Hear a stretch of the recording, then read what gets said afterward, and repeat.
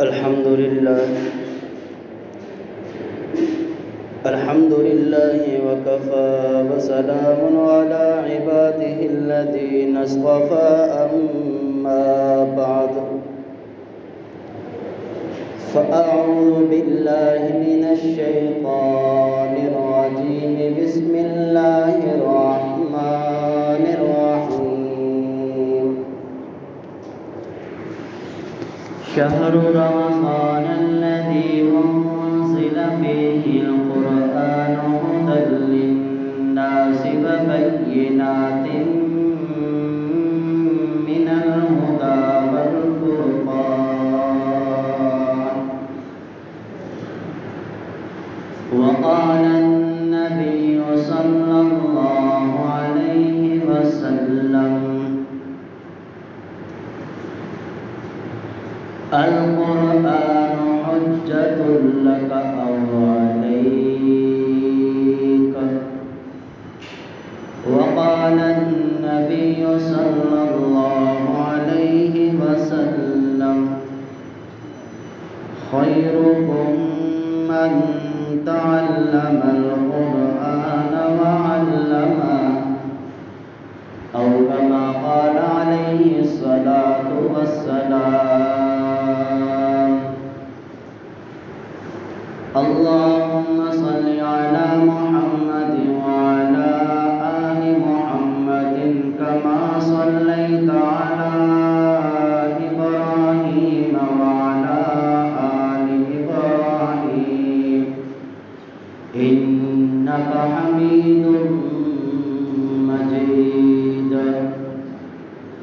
اللهم بارك على محمد وعلى آل محمد كما باركت على إبراهيم وعلى آل إبراهيم إنك حميد مجيد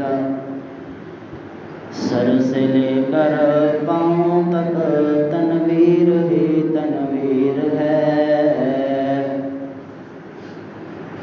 سر سے لے کر پاؤں تک تنویر ہی تنویر ہے جیسا منہ سے بولتا ہوں قرآن وہ تقریر ہے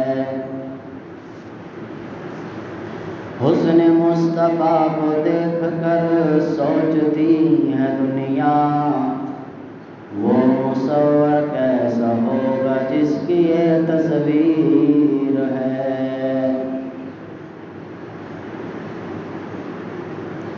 میرے واجب الاحترام بھائیو بزرگوں دوستو رمضان المبارک کا یہ پہلا جمعہ ہے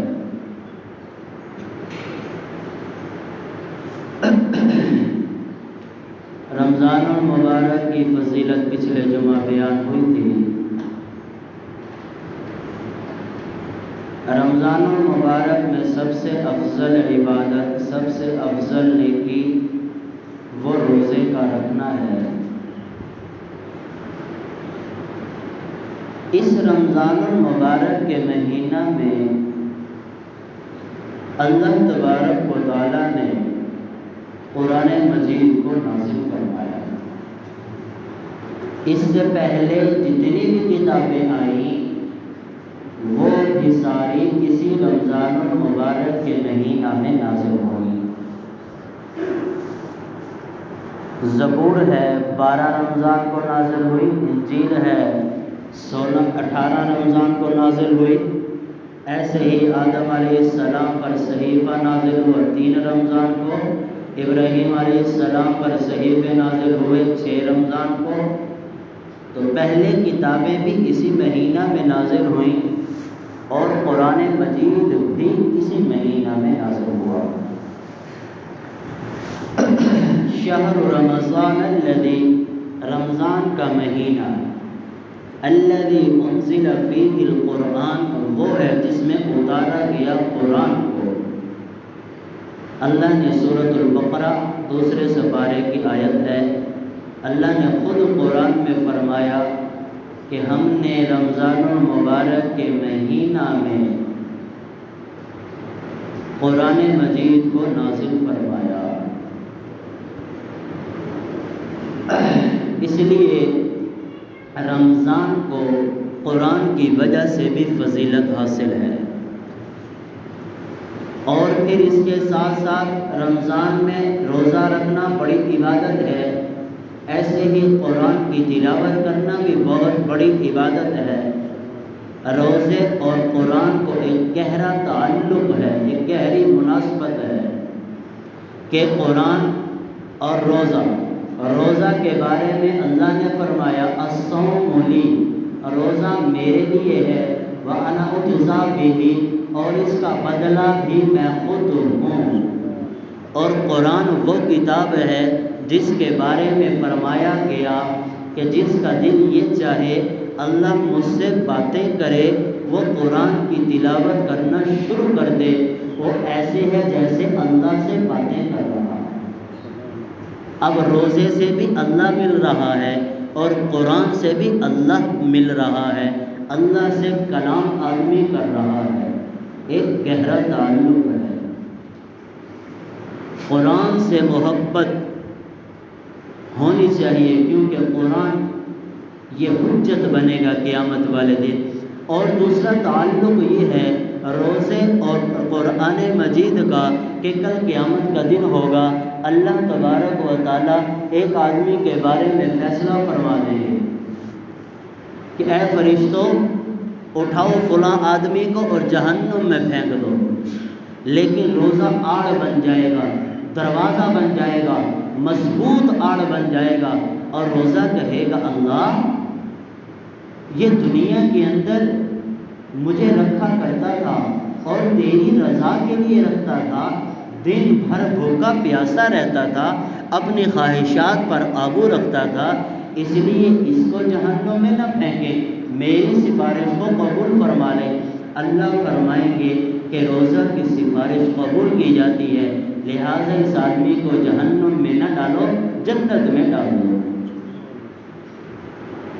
ایسے ہی ایک آدمی کے بارے میں اللہ فیصلہ کرتے ہیں کہ اے فرشتوں اٹھاؤ فلاں آدمی کو جہنم میں پھینک دو، لیکن قرآن درمیان میں آڑ بن جائے گا اور کہے گا اللہ یہ تو رات کو مجھے تراویح میں سنا کرتا تھا، یہ تو رات بھر میری تلاوت کیا کرتا تھا، دن بھر میری تلاوت کرتا تھا، اس نے تو مجھے سینے میں محفوظ کر لیا تھا، اس کا جہنم میں جانے کا حق نہیں بنتا، میری سفارش قبول فرمائے۔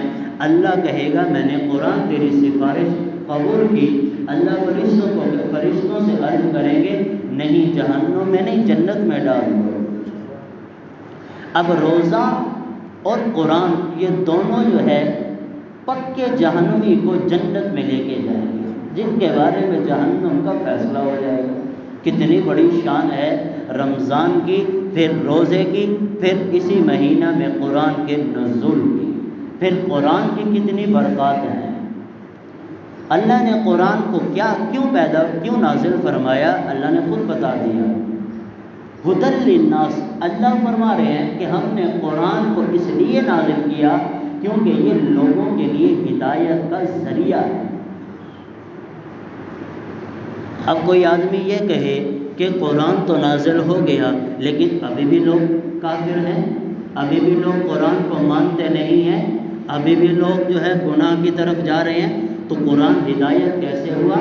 اللہ نے فرمایا قرآن ان کے لیے ہدایت کا ذریعہ ہے جو ہدایت حاصل کرنے کی طلب میں ہو، اور جس کے اندر طلب ہی نہ ہو اللہ اس کو ہدایت نہیں دیتے۔ جس آدمی کے اندر طلب ہوگی اللہ اس کو طلب دیتے ہیں، اللہ اس کو ہدایت دیتے ہیں۔ تو قرآن بھی ان لوگوں کے لیے ہدایت ہے جو لوگ قرآن سے ہدایت حاصل کرنا چاہتے ہیں۔ اللہ فرما رہے ہیں قرآن میں تو ہدایت ہے، اور کیا ہے قرآن میں؟ فیہ شفاء للناس، اللہ فرما رہے ہیں قرآن میں شفا ہے۔ تم دنیا میں دوائیوں میں شفا کو تلاش کرتے ہو، اللہ نے قرآن میں شفا رکھی ہے۔ وَشِفَاءٌ لِمَا فِي الصُّدُورِ، دوسری آیت میں اللہ نے فرمایا یہ قرآن شفا ہے کس چیز کی شفا ہے؟ جو کچھ تمہارے سینوں میں ہے اس کی یہ شفا ہے۔ سینوں میں برائی ہے اس کی یہ شفا ہے، سینوں میں بے ایمانی ہے اس کی یہ شفا ہے، سینوں میں جھوٹ ہے اس کی یہ شفا ہے، سینوں میں جو ہے بے ایمانی دھوکہ ہے، قرآن اس کی شفا ہے۔ اللہ نے قرآن میں ہر چیز کو رکھ دیا۔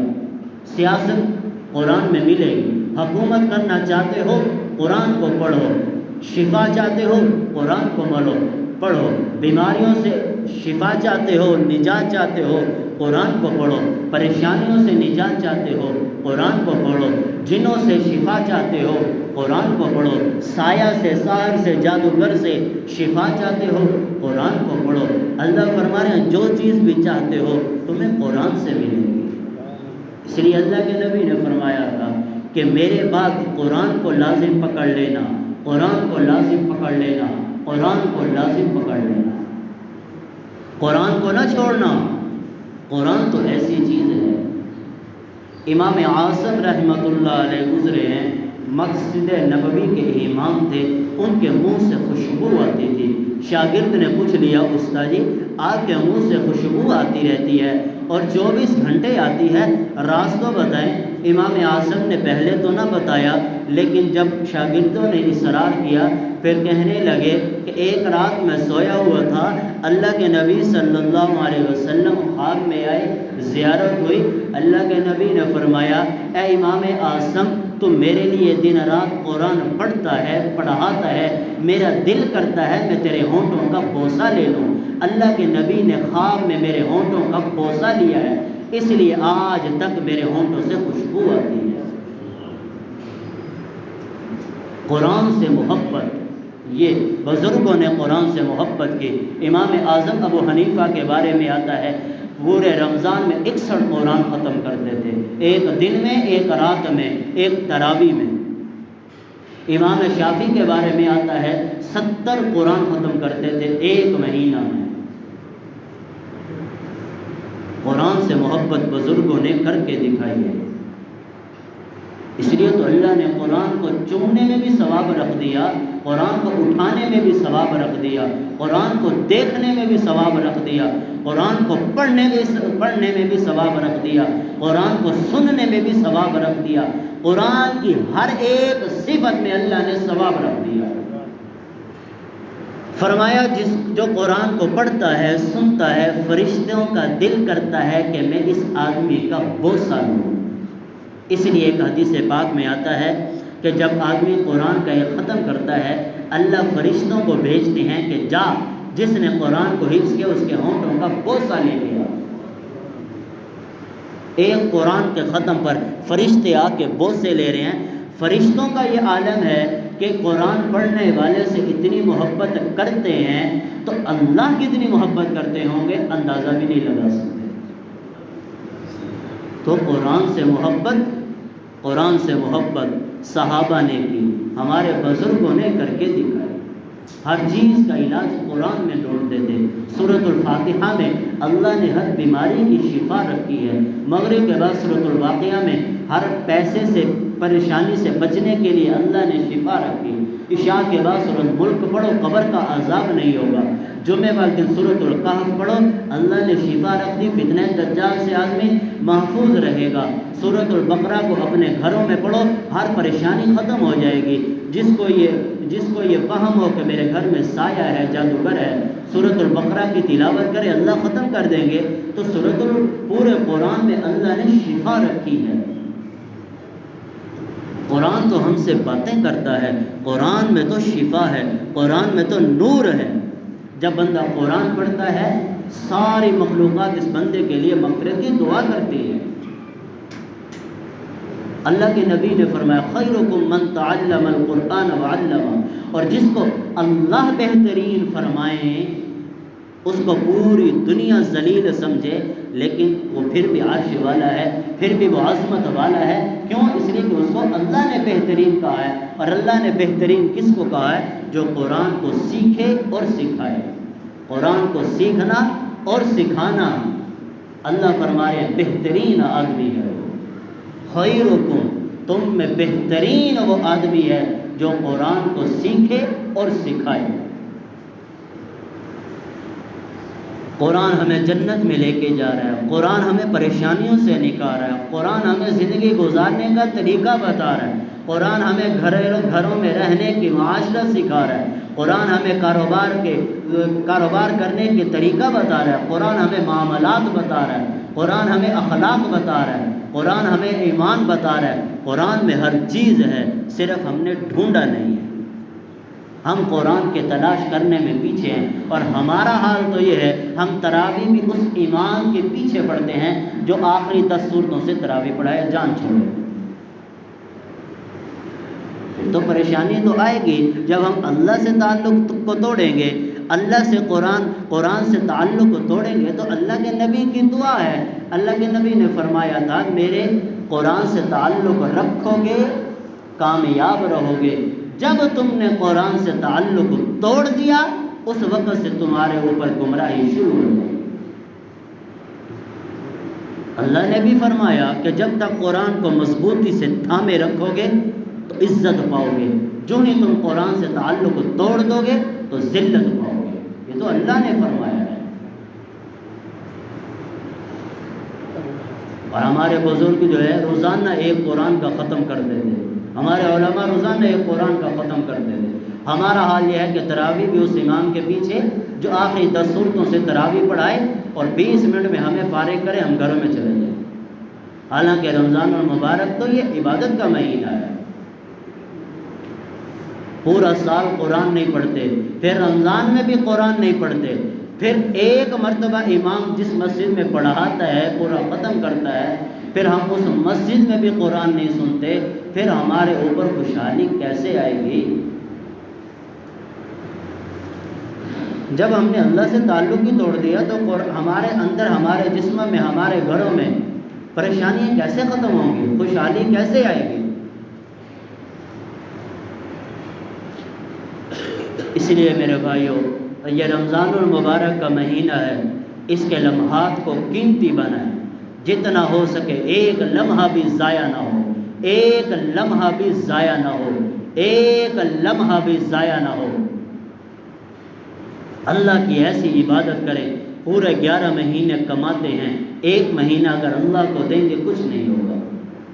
کمانا ہے تھوڑا وقت کر لے، پہلے 12 گھنٹے کماتا ہے، رمضان المبارک میں 8 گھنٹے کما لے، اللہ کو وقت زیادہ دے، پہلے رات کو سوتا ہے، یہ 1 مہینہ راتوں کو نہیں سوگا تو کوئی موت نہیں آئے گی، آدمی دن میں سو جائے۔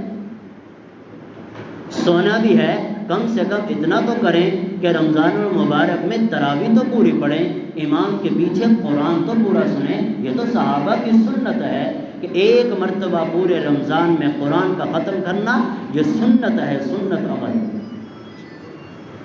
جس سے ہم محروم ہیں۔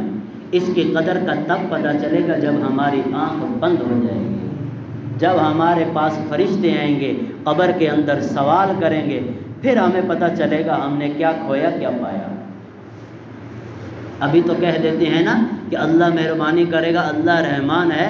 قرآن میں 5ویں سپارے میں آیت ہے یعدہم ویمنیہم، شیطان نے اللہ سے کہا کہ اے اللہ، شیطان نے، جب اس کو اللہ نے مردود کر دیا، شیطان نے کہا اے اللہ تیرے بندوں سے میں گناہ بھی کروا دوں گا اور جنت کی امید بھی رکھواؤں گا، یعنی ان کی زبانوں سے ایسے الفاظ جاری کروا دوں گا وہ کہیں گے رب رحمان ہے، معاف کر دے۔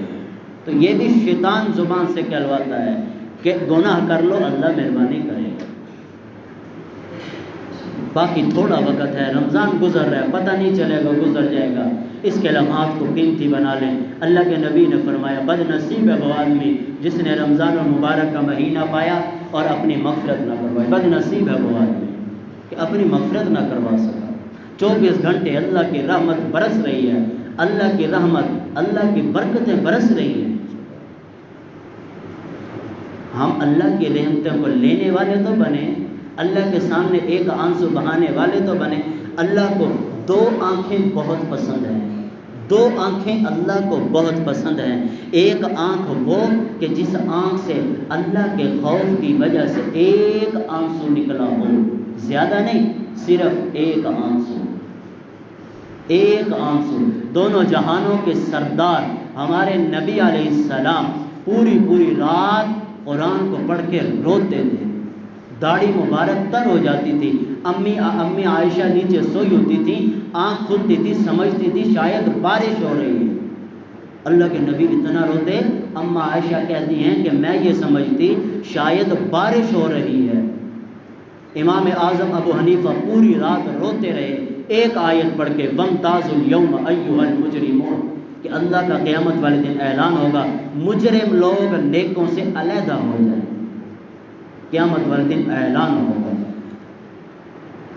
ایک وہ آنکھ اللہ کو بہت پسند ہے جو اللہ کے خوف سے روئی ہو، دوسری آنکھ وہ اللہ کو بہت پسند ہے جو قرآن کی تلاوت کرتے ہوئے، قرآن کی تلاوت سنتے ہوئے روئی ہو۔ اب رونا اس کو آئے گا جس کو قرآن کا پتہ بھی ہوگا، جس کو قرآن کا مطلب بھی پتہ ہوگا کہ اللہ ہم سے قرآن میں کہہ کیا رہا ہے، اللہ ہم سے قرآن میں کہہ کیا رہا ہے، رونا تو اس کو آئے گا۔ اب جس کو پتہ ہی نہیں، الحمدللہ رب العالمین سورہ فاتحہ پڑھ لی، نماز پڑھ لی، پتہ ہی نہیں کہ میں نے نماز میں کیا پڑھا، اس کو کیا رونا آئے گا؟ رونا تو اس کو آئے گا جس کو مطلب کا پتہ ہوگا، لیکن مطلب پوچھے کون؟ وقت ہی کوئی نہیں، قرآن کے لیے ہمارے پاس وقت ہی کوئی نہیں۔ ایک آیت کو سیکھ لینا 1000 رکعت نماز نفل پڑھنے سے بہتر ہے۔ 1000 رکعت کتنا بڑا ثواب ہے، لیکن ہمارے پاس وقت کوئی نہیں۔ جب ہم قرآن کے لیے وقت نہیں نکالیں گے پھر اللہ ہمیں پریشانیوں میں ڈال دیں گے، کیونکہ اللہ کا قانون ہے، اللہ کا اصول ہے۔ اس لیے میرے بھائیوں، جتنا ہو سکے قرآن کی تلاوت کریں، راتوں کو اس مسجد میں نماز پڑھیں، خدا کے لیے اس مسجد میں نماز پڑھیں جہاں پر امام پورا قرآن پڑھائے اور تم سننے والے بنو، یہ صحابہ کی سنت ہے۔ اس مسجد میں تراویح نہ پڑھیں جہاں پر جو ہے سورتوں کے ساتھ تراویح پڑھائی جاتی ہے۔ ایک ہی مرتبہ تو قرآن سننے کا موقع ملتا ہے، اس سے بھی اگر ہم محروم رہ گئے پھر قرآن کو ہم سنیں گے کب؟ ایک ہی مرتبہ موقع ملا ہے سال کے اندر کہ امام پورا قرآن پڑھتا ہے ایک مہینے کے اندر، اگر اس مہینے کو بھی ہم ضائع کر دیں گے، قرآن کو نہیں سنیں گے، پھر کب سنیں گے؟ پھر کیا مرنے کے بعد ہم سنیں گے؟